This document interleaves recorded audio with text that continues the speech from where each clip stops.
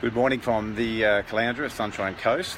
Just up here, commenced holidays yesterday, and the one good thing about taking the holidays is that you have plenty of time to do reflection, and not that you shouldn't do it anyway or could do it throughout the course of the year, but it is a great time, and that led me to today's video, and that is, why did you get into business? Now, at our 2-day business mastery workshops that we run throughout the year, it's one of the first questions we ask, and I really get fascinated with people's responses to why did they get into business. For some people it's just got sick of working for a boss, felt like they weren't making a difference, wanted to choose their own hours. For some people it's a combination of all those things, wanted to increase the ability to make the income they had while making a difference. So I guess the point of the video today is to really stop and go, why is it that you got into business? Now, some of us got into business by accident, some get into business out of just frustration, but it is an important question to answer. And if I look back when I first started, in my 20s, why I got into business, it's dramatically different today. Priorities change, family, lifestyle changes. And so one thing that I could encourage everybody is when you do look at why you got into business for, is really stop and ask yourself that question. The next thing to look at is, ideally is, when you do get into business, there are some key things we need to understand, and things like holidays, be it like I'm talking about now. It's like, right now is the perfect time to look at, for 2018, when are you going to take a break? Now, if you don't put that in right now before the year starts, chances are that you could just forget about it, or you become the last thing on your agenda. So for myself personally, I know already that I was having this time off now, leading in before Christmas, had a week off, but going into 2018, at the end of January, I'm taking 2 weeks off, going to Brazil.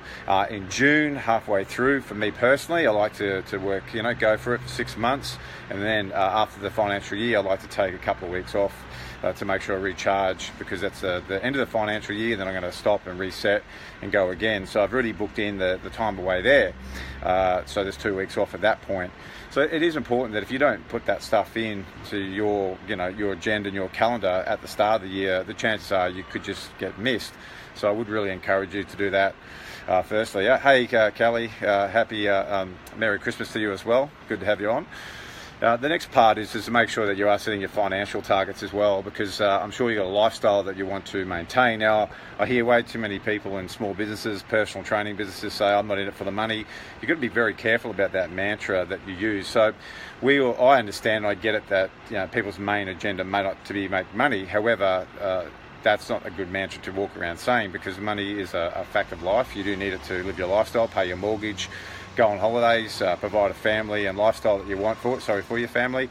So we've got to be careful that we don't just use that terminology. And if you don't have a financial target in place, how do you know what you're going to do for your business? How many clients you need to service, how many sessions you need to do, your charge out rates, all those things. So I think it's just sometimes a throwaway line that in this culture that we can get into about, I'm not in it for the money. And obviously I understand that. It's more about, well, what do you want for your lifestyle? So the second tip is to really sit down and go, what does the business need to provide you for your lifestyle?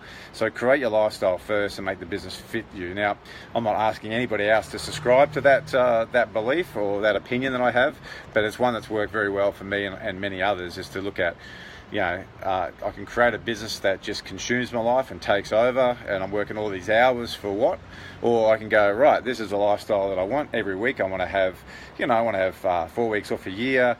I want to work these hours, I want to have this type of experience. I want to live in this type of house, all those things. If you don't plan that stuff out, it's very hard then to make the business match it. So always design your lifestyle first and look at, what does this business of mine need to provide me? And then next is, I would then get into, creating the real values and culture of your business. So with the business myself, what are the key values that we hold? So for someone who joins our team, what is it about Create PT Wealth that we embrace? So it's have fun, people first, always strive to be better. What are the key values that then your clients can really appreciate and take on board as well? So that's the next part of why did you get in business, is then really look at what is the motto for your business, what is the culture you're trying to create, and what is the impact you want to have on in the community. So business can be one of those things that we just get into. We start. There's so many self-employed people running their own business that wonder why they struggle, because if we don't do these key things first, we don't really take the time to consider what are we in business for, what it needs to provide you, then it can just take over and consume ourselves. So I hope those few little tips have helped in some way. It is coming into the end of 2017. Now is the time, if you haven't done already, is to really sit down and really assess some of these things for 2018. Some of the questions I like to ask is, what did we do really well in 2017? What could we improve and done better? What were the things that we set out to achieve that we didn't? And take the time to assess, why is that? Did we just overestimate? Did we try to do too many things? Did we put habits? What habits do we need to embrace in 2018 to make sure we achieve the goals? All these things, these better questions will lead to better answers in 2018. So take the time now, take the time before even Chrissy, the new year, to really set yourself up for a successful 2018. Again, it's been an absolute pleasure. Having you all, those of you who've been following us via our podcast, our Facebook Live channels, email, news list, all those things, it's been an absolute pleasure to be able to provide this content, education to you. So thanks for tuning in. Now I'm going to get back to my holiday, and we're going to do some more live videos throughout the course of the next coming week. So have a great day and great rest of the week.